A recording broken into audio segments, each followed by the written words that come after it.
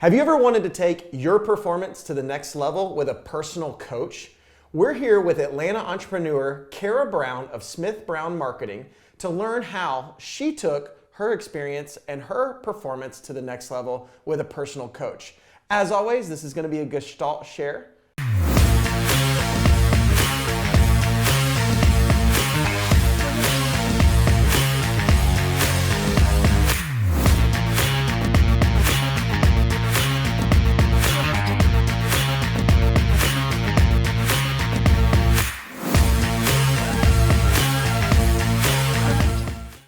Thank you, Kara, for having us.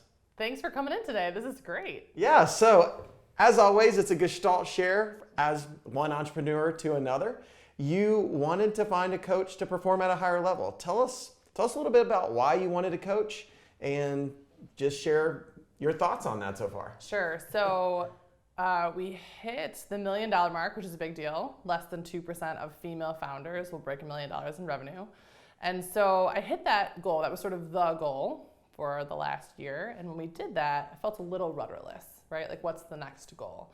And sharing with my entrepreneur friends and EO, and was given the advice actually from my CPA. So my CPA does 500 small business tax returns and is a consultant for 500 small business clients.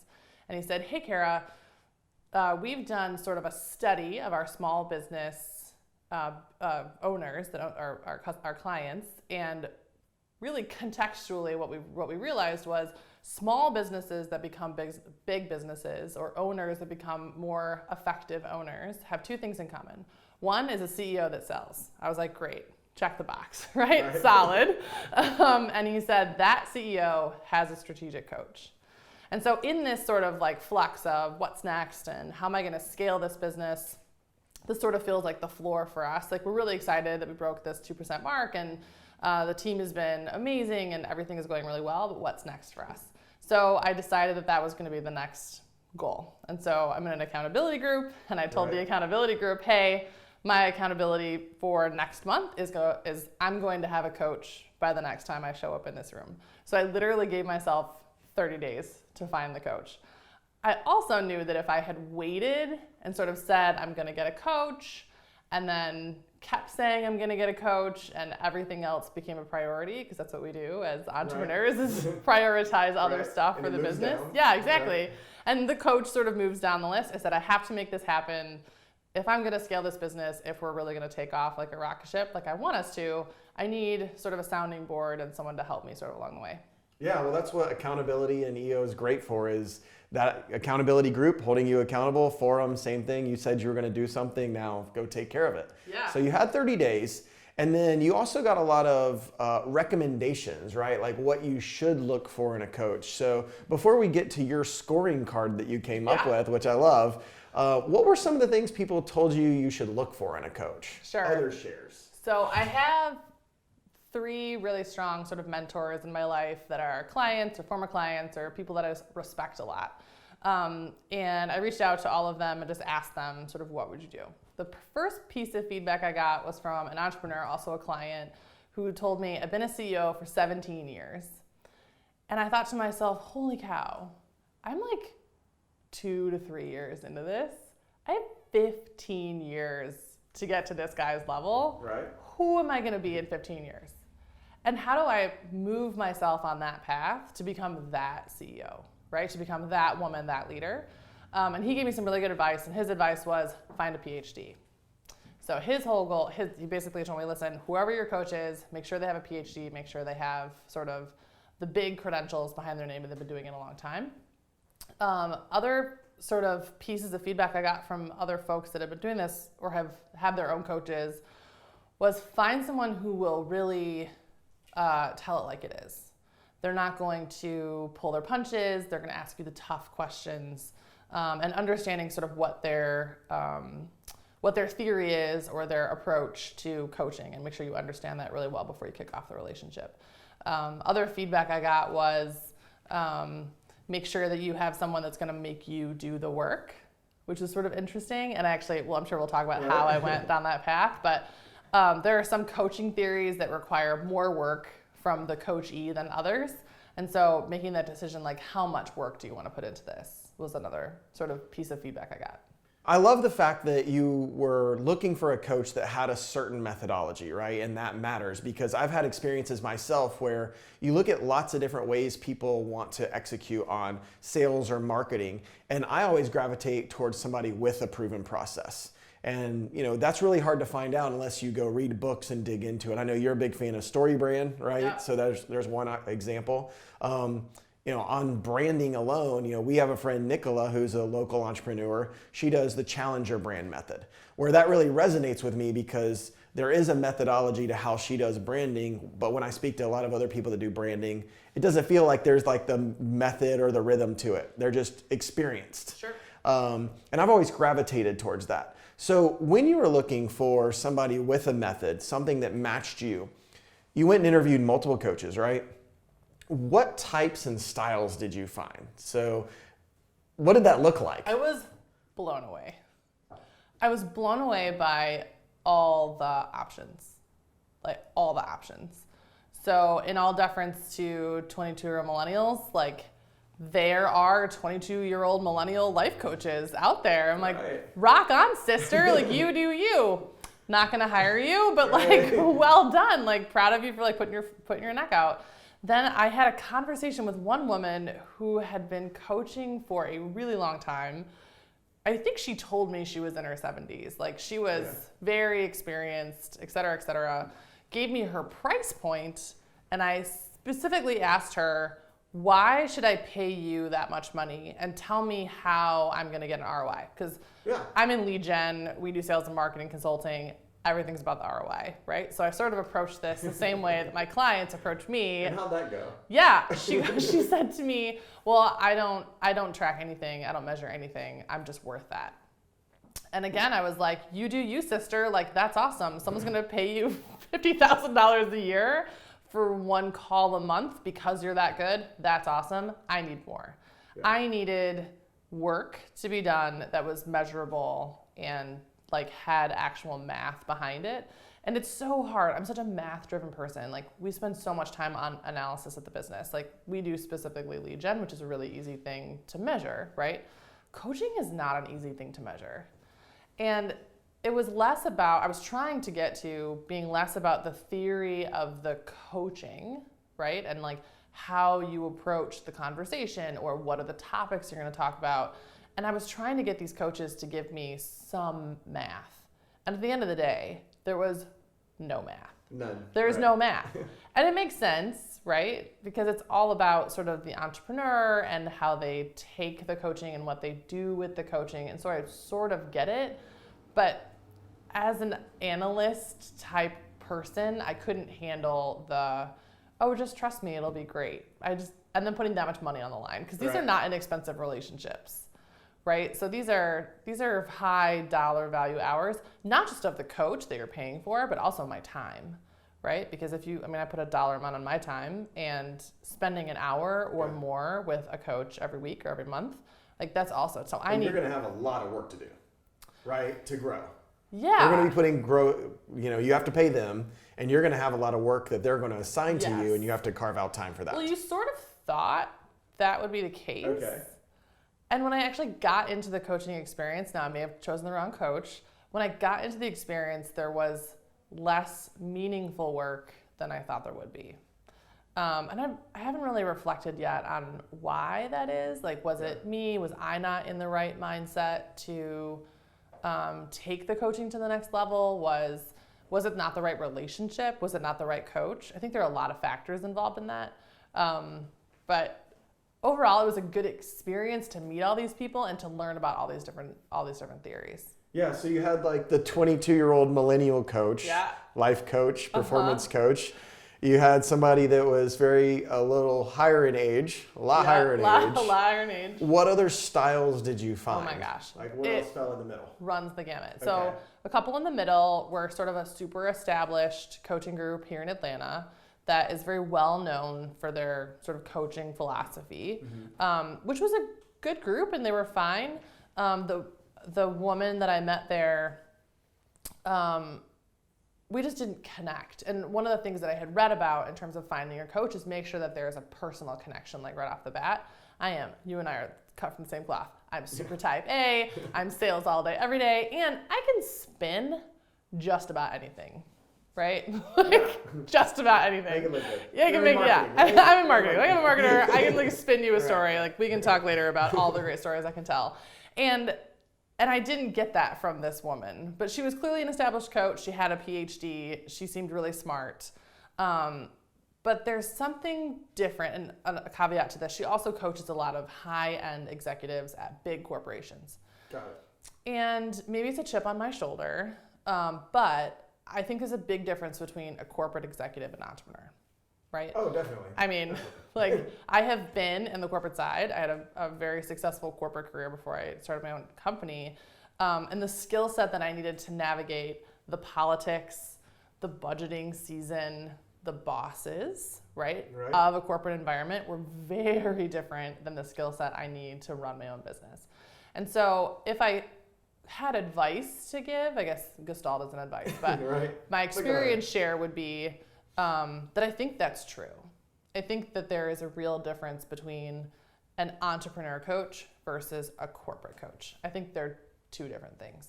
Yeah, so on the style piece, I get that you want to have somebody you really connect with, but I had a really interesting meeting a few weeks ago with somebody who, brands themselves as a storyteller.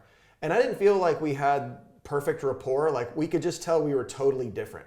But when I walked away, I actually got the opposite feeling where it was like, okay, that person's so different from me that I should have more to learn than maybe somebody else that's like me. Because I have a lot of people like me in EO and entrepreneurs and now all this hard driving, right? All these different things that come into play.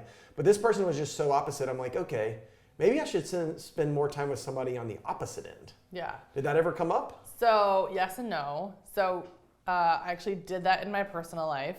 Okay. My husband is exactly my opposite. Right, that happens a lot out here. Exactly my opposite, type B, best judge of character I've ever met, like best human I've ever met, right? Not that I'm a bad human, but he's a much better human than I am, so much better. So in terms of like people in my life that have a different perspective, he fits that for me, right? What I really wanted from this coach was to help take me to the next level, help me make that goal decision, right? So that I was sort of like, what do I do next? We had sort of a couple decisions to make. Are we gonna spin up a new brand? Am I gonna start another business? Do I just set a bigger goal for the team? We are an all-female company until yesterday. Do I hire a guy? What is that gonna do to my culture? How do I give feedback better? Like all those things that are really entrepreneurial focused versus, like we talked about earlier, sort of the corporate focus. So I don't think that it was about sort of having a different perspective necessarily, but it was about, I needed someone to challenge me and to challenge that goal. So when I said to the coach I eventually went with, I said, hey, I think the goal should be 10 million. She was like, great. It's like, no, I really need you to ask me why. Yeah, like why 10? Yeah. Does that make sense? What about this other thing? And so I think at the end of the day, I was looking for someone to be a challenger and to make me think about the decisions I was making. And the coaches that I talked to were more about like life decision making. Like how are you affecting those around you in your life? Which is great. I have 2 small kids. I think I definitely should think about sort of how I'm affecting them and that's important. But at the end of the day, like what I wanted this coach to do was help me take the business to the next level. Right. So you had an established coach, or you're looking in your scorecard that you had that we're trying to get to, or we will get to, you had established coaching process. And I know that I've run into that because I've had people reach out to ask me to mentor. I've mentored once. I'm starting another mentor relationship here shortly. And what I really found out from doing that was I don't know how to be a mentor. Like I didn't have an established process. And I kind of had to get to that point where it was like after a few sessions, I'm like, I'm an entrepreneur, not a mentor. I don't do mentoring as a business. So, I started researching on that. How can I be a better mentor when people do ask, when I do take on an engagement like that. So what were some of the established processes that you uncovered where they had a method? So one of the coaching practices that I liked a lot was from a very specific organization, and they have their coachees journal every day. Okay. I've tried this before. I used to journal when I was younger. I have 2 small kids and a business, and it's just hard to fit it in and make it a priority, if you will. So I know the warrior morning, I think it is part of it, right? Yeah. So so I think I wanted it to become something that was a part of my life, right? And their requirements were that you would journal every day, and then within 24 to 48 hours, the coach would come back to you with questions or observations. Okay. Which I found very helpful for roughly the first week and a half. And then it just felt like work. Yeah. And you run a business, I run a business. The list of things for me to do every day is outrageous, right? Just the things to accomplish, plus I'm a mom and a wife.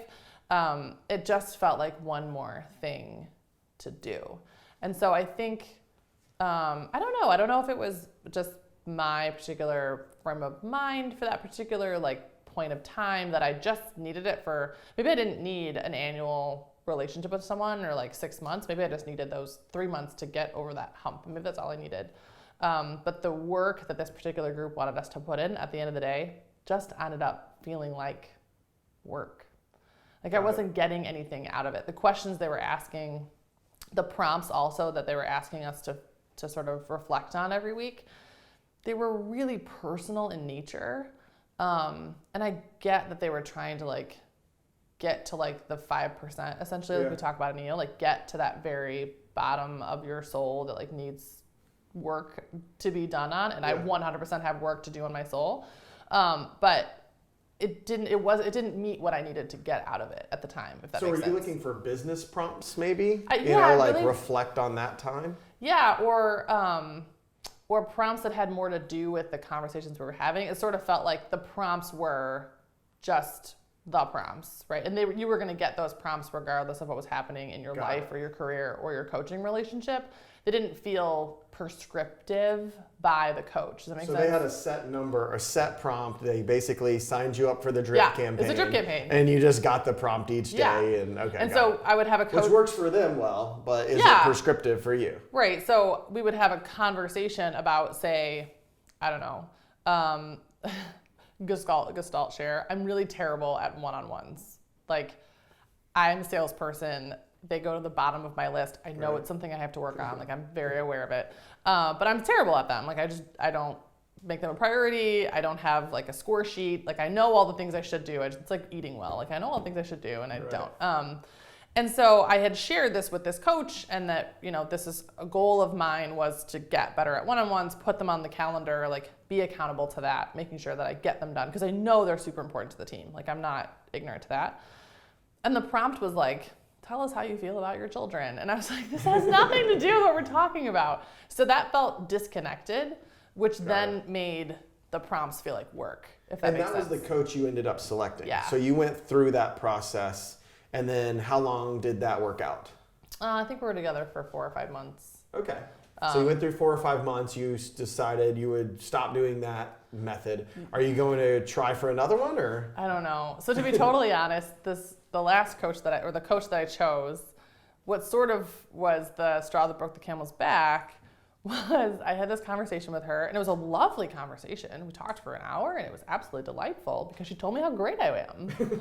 And I kept telling her about all the things that we were doing and how great they were going and how awesome things were. And she was like, that's great. You're amazing. The whole conversation was just how amazing I am. And I was like, I know.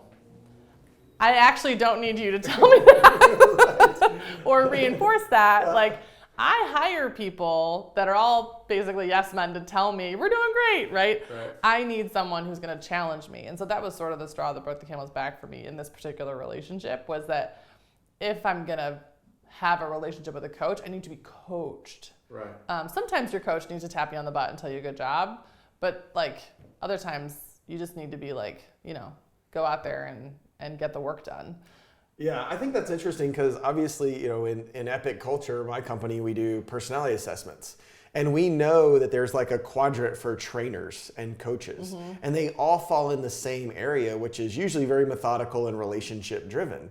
And then you take the entrepreneur, which is the complete opposite, and you say, okay, go connect as a coach to this entrepreneur. And it seems like there's a huge disconnect there.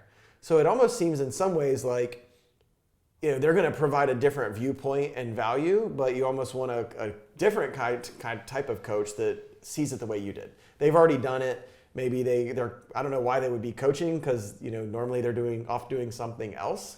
But I don't know how that works. Yeah. You know, I mean, I do, and this could be the chip on the shoulder thing. I have a little bit of a chip on the shoulder from the corporate environment versus being an entrepreneur, and there's something about having just been a coach. Like, there is 100% value in having been a coach for 30 years or 20 years. I think that there is value in that. There is long-term like understanding of, you know, personality profiles and economic different, like how to handle different like awkward situations. But at the end of the day, as an entrepreneur and as a female entrepreneur, like there are just things that nobody else is going to get. Yeah. You know, and empathize with. And when I talk about empathy, I mean like able to put their feet in my shoes, right? So I say this a lot. If less than 2% of female founders break $1 million, the ones that break 10 million are a rounding error. Yeah. So for me, if I could get one of those women to mentor me, like I would put like, or coach me, like I'd put like big money on the table, right? But if I can't, then who can the woman, can the coach, then can the man, either way, can they empathize and understand that trajectory, right? Which would say that like you really would have to have another entrepreneur that's a mentor or coach that also has a similar, and maybe went into coaching after building a company, selling, whatever it might be. Yeah, or have a coach that has worked with other entrepreneurs, in my case particularly female, that have sort of either exited or had that sort of hockey stick growth or experienced sort of the same things that I'm experiencing.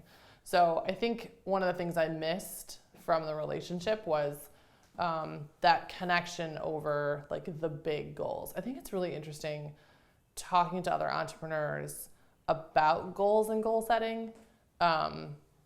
We sort of like feed off each other. Like I just had a conversation, this is funny gestalt, with another entrepreneur who you know in Atlanta, and he called and said, hey, how's it going? We're just chatting, and I said, well, I got to close $10,000 more to hit my goal for May 1. And he goes, great, I have to close 40, let's put something on it. Right, let's do this. Yeah, so like now we're friendly competition, right? And the loser buys the other a fancy dinner, and like that sort of constant hustle and drive, I think everyone in my life sort of has to get it. And if you get a coach that is more, maybe put it this way, they're more in awe of you.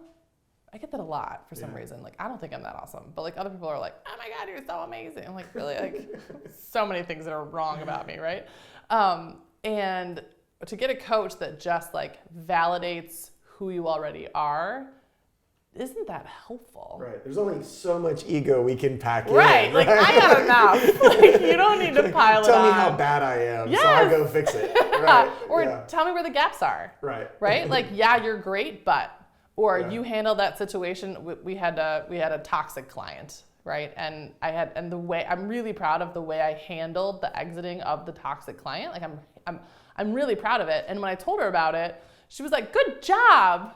Right. It's like, I definitely screwed up some of that. Like, I'm not perfect. Like, there are definitely things I could have done to change my behavior in some way. And so I think a great coach, even when you kill it, even when you knock it out of the park, still help you find things to work on, if that makes sense. Something you can do better. I mean, and I think for this particular relationship, because we were sort of killing it on the business front, this particular coach kept going back to the family and the kids in terms of like, I'm not slaying it there.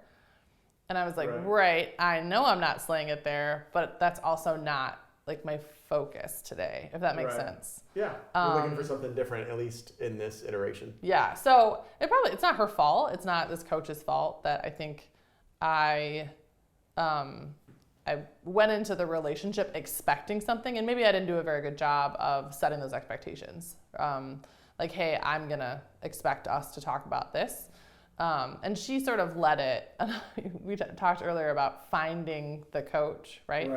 And I asked the older lady who had been doing it for a really long time, what do you talk about? Like, how do you know what you're going to talk about? Like, is it the previous week? Is it what's going on? Like, how do I share with you what's happening? And she basically told me, like, it's whatever I want to talk about. I was like, right, so this isn't going to work, right? So I think, so I don't know if there's an answer, but from the Gestalt perspective, I interviewed, I think, 10 coaches in 30 days. Picked the one with the most work for me, the most prescriptive work for me. So the journaling every day was super important to me. The getting on the call once a week. They want you to listen to the call too, the call from the last week before you have the next week's call, to hear yourself, which I did think was super effective. And so I think I chose what I thought would work for me in the moment, but in the end of the day, it didn't work. So I don't know, maybe Well, it worked in that you learned what you need next, right? And that's dead on for being an entrepreneur. Like, go try some stuff, figure out what doesn't work, and then iterate, try again. Yeah, right? And fail and fire fast. Exactly. Right? So did it for a couple months, didn't work, like moved on. Maybe we'll do another one. But the difference between like a coach and a mentor is also sort of tripping me up a little bit right now in this space.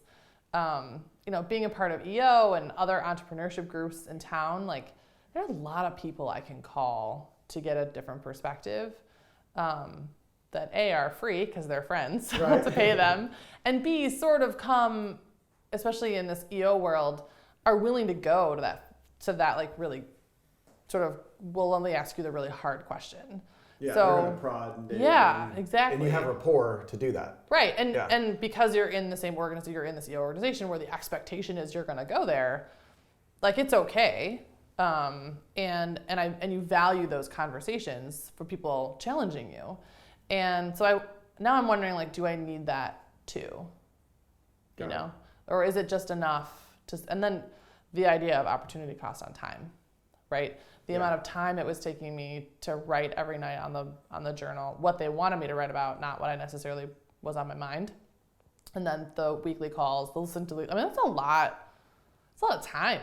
Oh yeah. And you want to see it move to the next level, right? Because I know even for the mentoring that I did, and I'm not going to say I did a great job. I don't know if I did or not. Right? I'd have to ask, like, was this useful? Get your NPS score for being a mentor. Yeah, exactly. Like net promoter 0. Like, I'll have to work on that. But one of the things that I did find, in I guess just in listening to what you're saying is, we did bring up a topic and then say, go do this exercise, but it was a business exercise. And then the next month I got to see, like, what happened with that. Oh, well, it really helped this, this, and this. So we saw an outcome and said, okay, what's the next iteration, or do we need to get on another topic? Like, I feel like maybe we stayed on the topic a little too long, but with a set planned number of topics for what people want to really solve, whether it's sales, service, marketing, people, whatever it is, there's some things that you can do other than journal, right, that are in line with what you're trying to solve, and then you come back and okay, well, you made progress on this. So that was one thing I really enjoyed from it. Now I'm thinking maybe I just need a set number of them to say, what does this really look like? It sounds like you should be my coach. Maybe. Like, ROI-driven coaching. Exactly. Like, all about that. Rate this coaching call 1 to 10. Like, how effective was it for you, right? Like, you sucked as a coach. We need a better exercise next week. Okay. Like, we can take that. And I think coach, I don't know, and the word coaching, like, there's so many like different kinds of coaches and types of business coaches and not business coaches, and versus mentor, which we still don't really know the difference of. Yeah, I wouldn't say I would have to look it up. I mean, in my opinion, you pay a coach and a mentor is free. Okay. Right? Like, got it. A coach is someone that you, like, they are paid to talk to you, which is almost different than the therapist, but in my opinion, I know that there are a lot of therapists in the world that would disagree with this, right. but in my opinion, the line between coach and therapist is relatively blurred, right? Just from my experience. But then again, I haven't had a great coaching relationship. I haven't had like this incredible coach who dramatically changed my life or my business or how I think about things. So I wonder if I had like a really, really great experience, if my whole Gestalt share with you would be entirely different. It probably would be. Yeah, well, we'll have to come back and see how that goes. Yeah. So on the scorecard, we're both numbers-driven people in a lot of ways. You came up with this scorecard, which I'd like to share with our audience, if that's okay with you. I'll, put it in a Google Doc and share view only or something like that. So you had like name, company name, chemistry, 1 to 10, process, credentials, specialty, terms, ROI, all of these different things. Did you actually fill this out for all 10 of them and then like pick the one that ranked number 1? Did it work out that way, or? 'Cause I know this is your first time definitely doing filled that. them out. I definitely filled out after every conversation. Some of them I didn't get all the way through because we got 10 minutes into the call and I was like, this isn't gonna work. Right. So I didn't finish it because I was like, this is scratched through, right? Done. Yeah, not that one. But it wasn't necessarily a ranking. Like it wasn't like, I'm gonna pick the number 1 or like the one that has the most chemistry. It was sort of a combination of things. Like I talked about earlier, I wanted to have someone hold me accountable for doing the work. I have a tendency, like the one-on-ones, to put stuff that isn't revenue generating, I'm a salesperson, at the bottom of the to-do list. And I knew I needed to take a couple of months to put myself at the top of the to-do list instead of like everything else coming before it. And then maybe at the end of the day, taking a few minutes to reflect. So I do think it was helpful for those few months, especially coming out of sort of EOA into EO and what is the next goal and how do we grow this puppy from here? Like now we're at the floor of like a real business, right? What do we do to take it to the next level? So it was helpful for the reflection piece to give me some time to execute that. But on the scorecard itself, it was more just a way to organize my thoughts, right? So because I interviewed a lot of coaches. And names over the phone are not my jam. So Alice and Jennifer and Bob in my head all sort of jumbled together into this big coach mess, right? So I had to like have something to make notes on to make sure that I kept them all separate and understood what I was getting myself into. Got it. Well, this has been amazing content, and I know everybody's going to get value because somebody out there is listening and thinking about getting a coach right now. Don't fail the way I failed. And they're probably going to have to iterate on it once or twice. That's to set expectations, like everything as an entrepreneur, I feel like, at least. Is there anything else you would like to share that you think was super important about the process? I think I'd like to share that I will try it again. Okay. That even though this particular relationship didn't work, that there is someone out there that could work for me. I'll give you an example. So one of the coaches that I interviewed, I also had a budget, right? So there were some coaches that were just like way outside of my budget. And so I talked to a coach who was not in my budget, and about 30 minutes into the call, maybe less than that, I think it was a 45-minute call, maybe like 20 minutes into the call, she says to me, so I hear from what you're telling me that you can get in front of a room of a bunch of strangers and knock it out of the park. You have no problem presenting to people. You're super confident. I get that. I was like, yeah, awesome. Thanks. Of course, right? Thank you. She goes, but you have a really hard time gearing yourself up to spend time with your children. What's up with that? And I was like, to the heart, right? Like, oh man. So I think if I could have afforded her, I probably would have gone with that one because in a 22-minute call, she challenged me. Got it. So I think if you want someone to challenge you, you can find those people. And if you just want someone to help you, and people have different sort of things they're looking for, right? Oh yeah. Women specifically, a lot of women need confidence. And so finding a coach that can give you strategies around confidence, whether it's doing the power pose or breathing exercises or whatever it is, like some women just need that, go find that. You are having a mess at home because your spouse doesn't really support this entrepreneurial crazy journey you're on, like that's a different type of relationship or like coaching series, I would think. So in my opinion, just from my experience, I think I'll probably need a different coach for different phases of my life and business. Just like you go through mentors. You know, some mentors are really great when you're young and they have great advice while you're in corporate America and they have great things to say. And then other folks you want to talk to when you become an entrepreneur. So I think there's probably a place for each of these coaching theories or, you know, where you are in your life to find a coach that matches where you want to be. Yeah, that's a really good point that, like, one, not everybody matches each other, right? We know that. And you really have to find out what you're looking for. And then what is the top problem you're looking to solve and what duration does that look like? You know, are you looking to solve a sales and marketing problem? Are you looking to solve a sales or marketing or people problem, right? All the different challenges that come up as an entrepreneur. You know, you can get a mentor for that. You can get a coach. You can have EO. You may need more than one at a time, right? I mean, you go to forum or accountability group right now every month, and then you're looking at a coach on top of it from another perspective. Yeah. So I think there's layers, there's timing, there's all kinds of complexity here that most people probably didn't think about before you shared. Yeah, and I think the other big thing that I would share is the opportunity cost of time. Yeah. You know, so the Smith Brown team is in EO now, so we graduated into EO. We're a women's entrepreneurship initiative company, so we're part of WE, which is run by the city of Atlanta. We are also a Launchpad graduate, and we're on the Launchpad alumni board. And then I had a coach. That's a lot of right. time not generating revenue.